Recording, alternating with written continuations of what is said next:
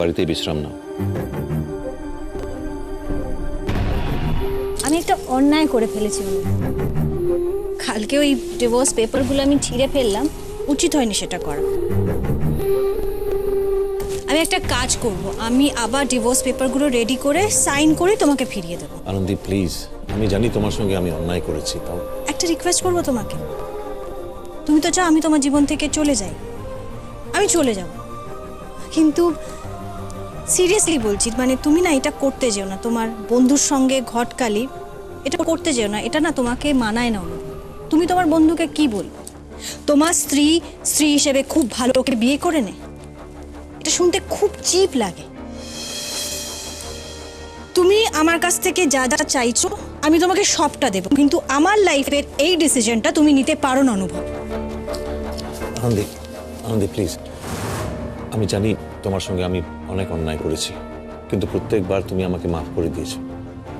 আমার এই অ্যাক্সিডেন্টের পর আমি তোমার সঙ্গে যা যা করেছি, এবারটাও না হয় সরি, এক্সট্রিমলি সরি।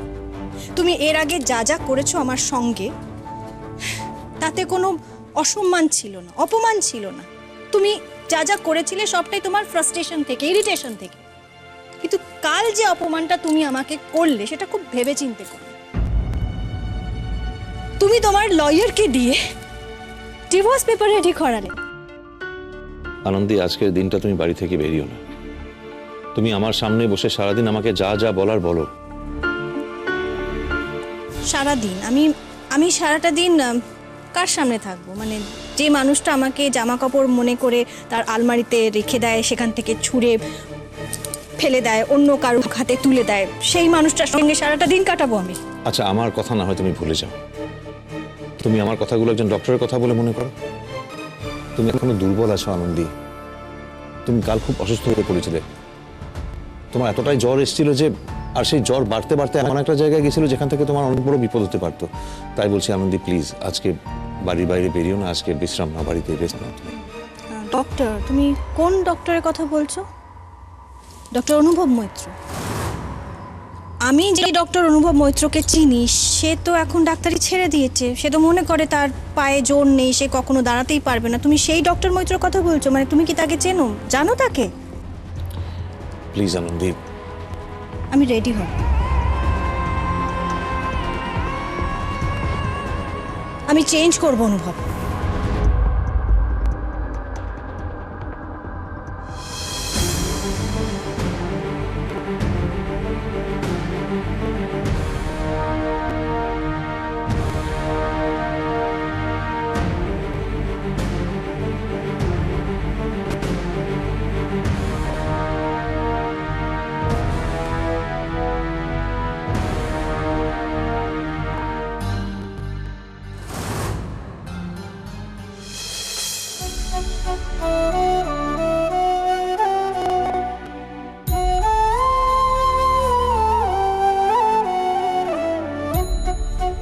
আমি তোমার জীবন থেকে চলে যাব অনুভব, চলে যাব, কিন্তু হেরে নয়।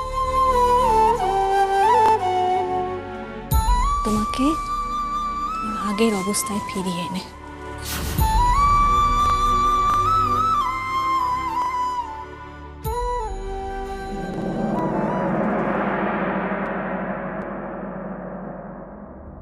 সেটা কি করে সম্ভব আনন্দী?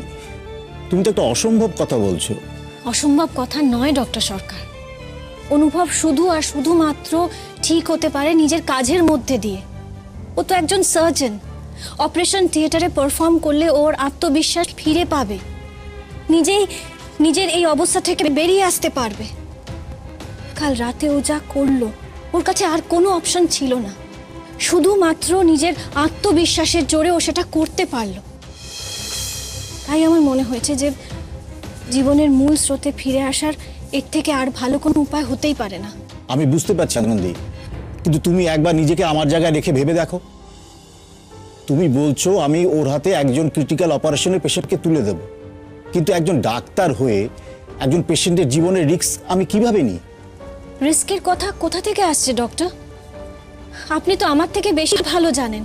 অনুভবের মুখে আমি অনেকবার শুনেছি যে এরকম কোনো ক্রিটিক্যাল অপারেশন বা অনেক সময় ধরে অপারেশন হলে একটা স্ট্যান্ড বাই টিম থাকে। আপনাদের হসপিটাল অনুভবের জন্য এটুকু অ্যারেঞ্জ করতে পারবে না? আচ্ছা, এইটুকু তো আপনারা অ্যারেঞ্জ করতেই পারেন।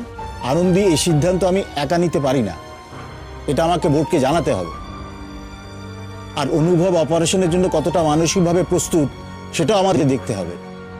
প্লিজ ডক্টর, যা করার করুন। অনুভবকে ভালো করার জন্য এটুকু আপনাদের করতেই হবে। ওকে, আমি আপ্রাণ চেষ্টা করব, কিন্তু কেন জানো? কারণ রিকোয়েস্টটা এসছে আমার দেখা একজন জ্যান্ত অ্যাঞ্জেলের কাছ থেকে। আনন্দ, তুমি বিশ্বাস করো, সেদিন তোমার ওটিতে আসা আর অনুভবের শরীরে প্রাণ ফিরে আসা, এই দুটো আমাকে বিশ্বাস করতে শিখিয়েছে যে ভালোবাসার একটা অদ্ভুত জোর আছে, পাওয়ার অফ লাভ। এই টানটা ঠিক ভাষায় প্রকাশ করা যায় না, এটা অনুভব করা যায়। সেদিনকে ওই অচৈতন্য অবস্থায় অনুভব তোমার ভালোবাসা অনুভব করেছিল, জীবনটাকে আঁকড়ে ধরেছিল। আমি বোর্ডকে রাজি করাতে পারলে তোমার ইচ্ছে শক্তি আর ভালোবাসার পাওয়ারকে আরো একবার বড় রোল প্লে করতে হবে। ওকে? থ্যাংক ইউ ডক্টর, আমি আপনাদের ডিসিশনের জন্য অপেক্ষা করব। Sure. এ কি আনন্দী, তোমার কি শরীর খারাপ লাগছে? আনন্দী, দেখি হাতটা দেখি।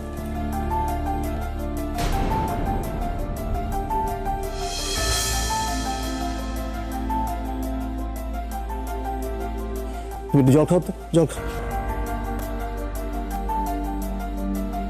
আনন্দী, তোমাকে বেশ উইক দেখাচ্ছে, তোমার এভাবে আসা উচিত হয়নি। তার রাতে এত ক্রিটিক্যাল অবস্থা ছিল। প্রতিটা দিন আমার কাছে খুব গুরুত্বপূর্ণ। আমার চোখের সামনে অনুভব প্রতিদিন বদলে যাচ্ছে, সেটা আমি কি করে হতে দিই?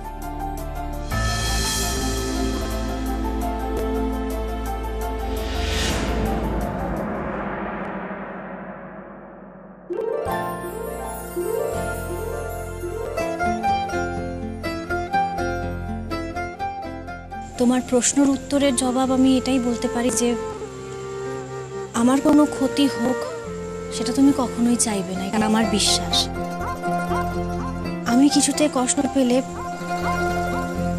সেই আমার কষ্টের থেকে তুমি অনেক বেশি কষ্ট পাও।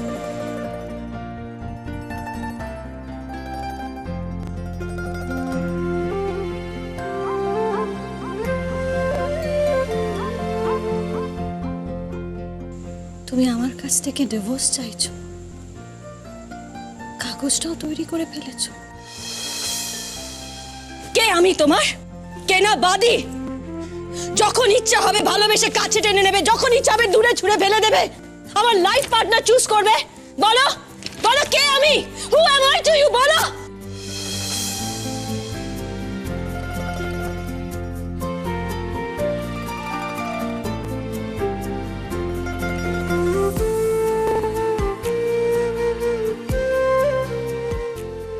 এ আমি কি করলাম? আমাকে মাফ করো আনন্দী, আমাকে ক্ষমা করে দিও।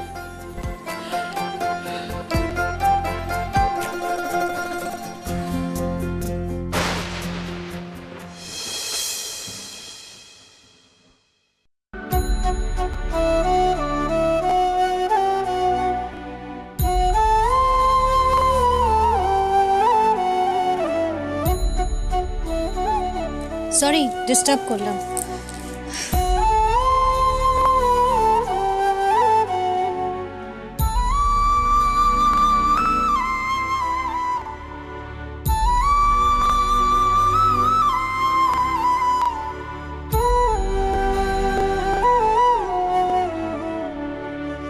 আমার কিছু জিনিস নেওয়ার ছিল।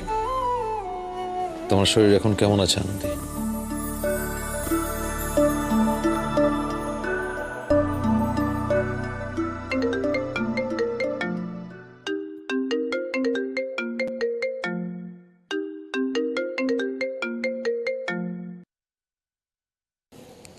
হ্যাঁ ডক্টর সরকার, বলুন। Yes, I am fine. Okay. হ্যাঁ জানি, কয়েকটা ফাইলে আমার সই লাগবে। ঠিক আছে, আমি কালকে যাব 11টা নাগাদ। See you then.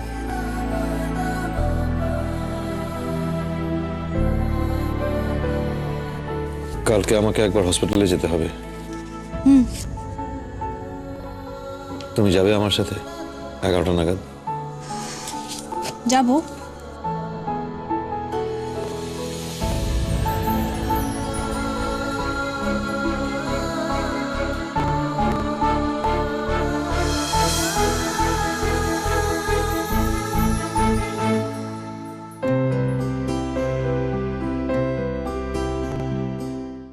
Sir welcome back.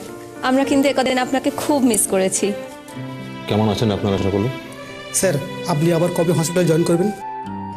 Sir পেশেন্টরা আপনি অ্যাপয়েন্টমেন্ট নিচ্ছেন না শুনে খুব হতাশ হয়ে পড়েছে, বারবার জানতে চাইছে কবে থেকে আপনি আবার হসপিটাল জয়েন করবেন।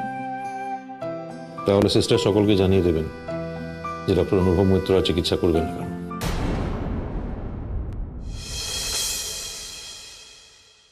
কি বলছেন স্যার? কেন? আই মিন অ্যাক্সিডেন্টের পর যে আপনার পা ড্যামেজ হয়েছে ঠিকই, কিন্তু তাই বলে আপনি ডাক্তারি ছেড়ে দেবেন?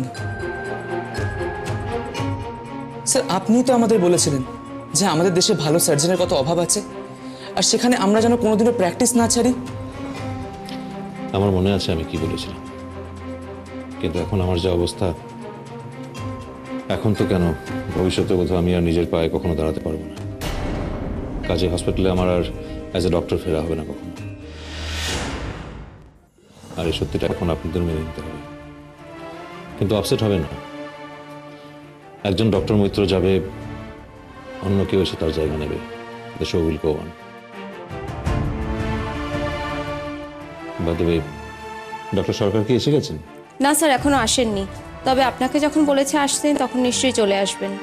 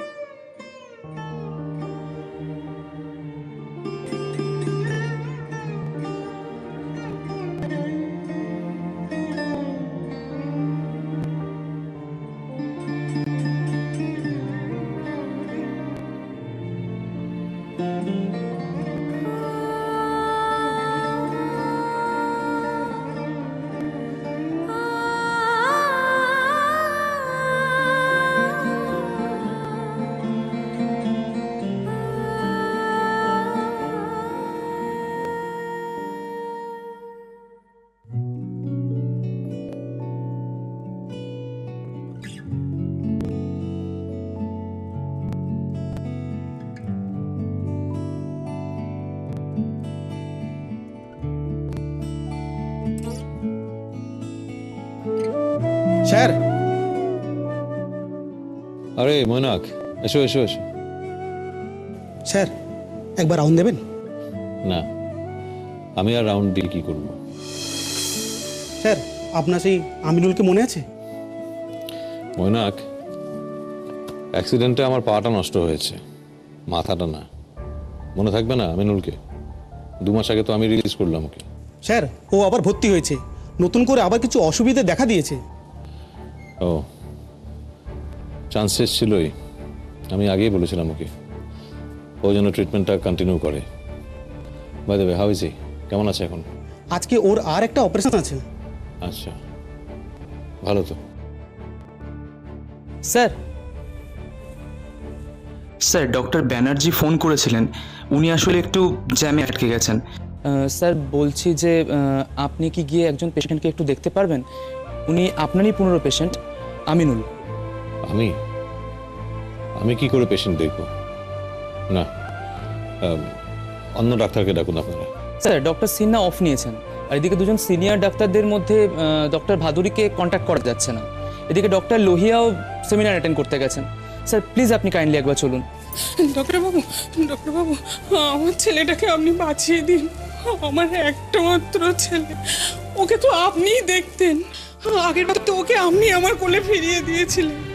বাইরে সবাই বলছে ডক্টর মৈত্র যদি অপারেশন করে আমার আর কোনো চিন্তা থাকবে না। আমাকে একটু দয়া করুন ডাক্তারবাবু, আমার আমিরুলকে আপনি ফিরিয়ে দিন, আমার কোলে ফিরিয়ে দিন ডাক্তারবাবু।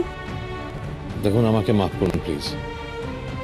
আমার পক্ষে এখন আপনার ছেলেকে চিকিৎসা করা সম্ভব না, আমি অনেকদিন পেশেন্ট দেখি না। ডাক্তারবাবু আমাকে দয়া করুন, সবাই বলছে আমার ছেলের অবস্থা নাকি ভালো না, ওর কি হবে কেউ জানে না। আমার ছেলের জীবনটা আমি ভিক্ষা চাইছি ডাক্তারবাবু, আমাকে দয়া। আপনি একবার আমার দিকে তাকান। যে ডাক্তার নিজের পায়ে উঠে দাঁড়াতে পারে না, সে আবার অন্যকে কি করে সুস্থ করবে? মৈনাক, রুদ্র, প্লিজ তোমরা ইমিডিয়েটলি ডক্টর ব্যানার্জির সঙ্গে যোগাযোগ করো, ওনাকে আসতে বলো ইমিডিয়েটলি এখানে। তুমি বাচ্চাটাকে কেন দেখতে যেতে চাইছো না? দেখতে যাওয়ার জন্য তো পায়ে হেঁটে যেতে হয় না, তাকে বসে বসেও দেখা যায় অনুভব। কেন এভাবে সময় নষ্ট করছো? আনন্দী, তুমি এই কথা বলছো?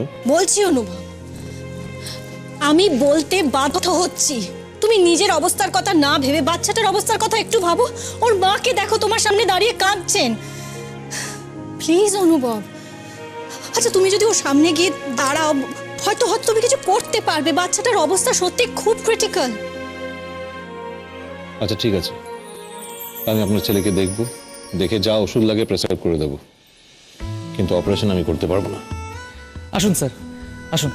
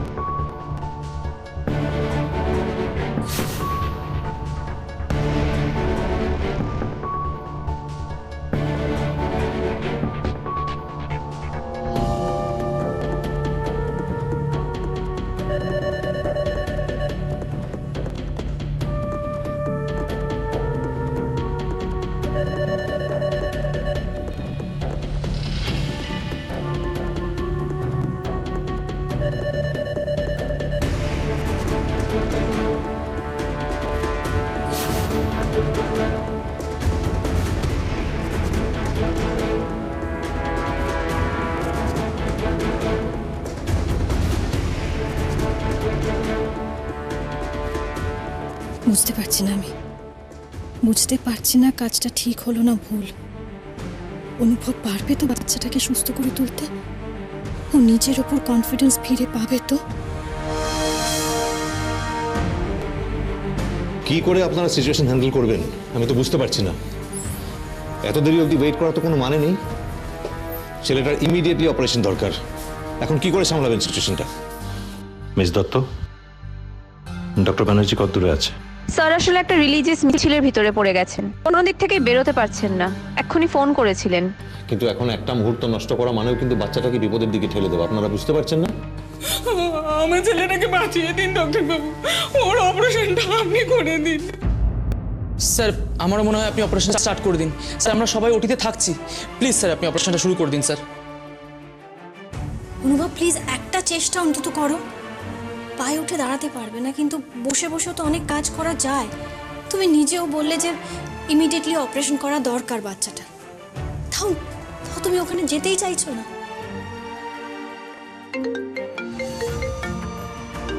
ডক্টর ব্যানার্জি ফোন করছে।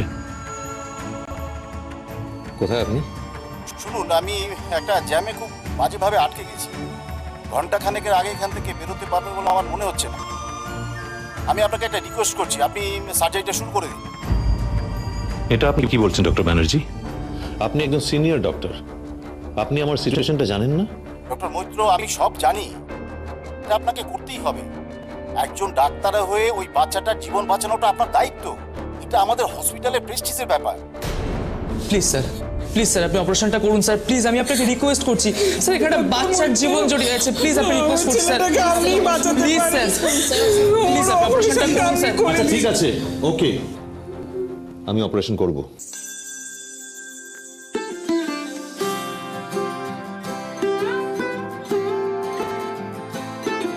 থ্যাংক ইউ স্যার, আমি ওটি রেডি করছি। আপনি কেবিনে গিয়ে বসুন, আমি আপনাকে ডেকে নিচ্ছি। মুভ।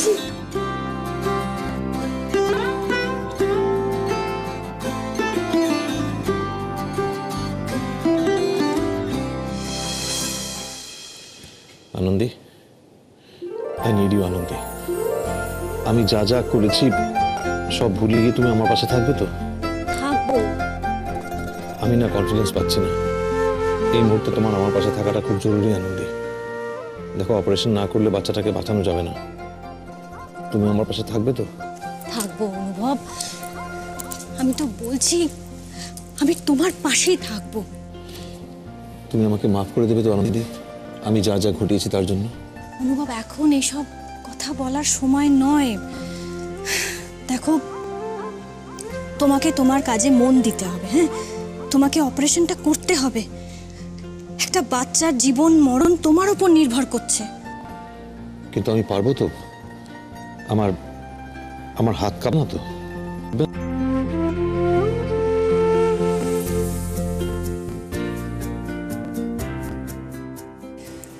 আর কাঁপবে না, তুমি পারবে অনুভব। ঠিক আগের মতন করে, যেরকম ডক্টর অনুভব মৈত্র অপারেশন থিয়েটারের দিকে অপারেট করতো, সেই কনফিডেন্স নিয়ে তুমি পারবে। আমি জানি তুমি পারবে।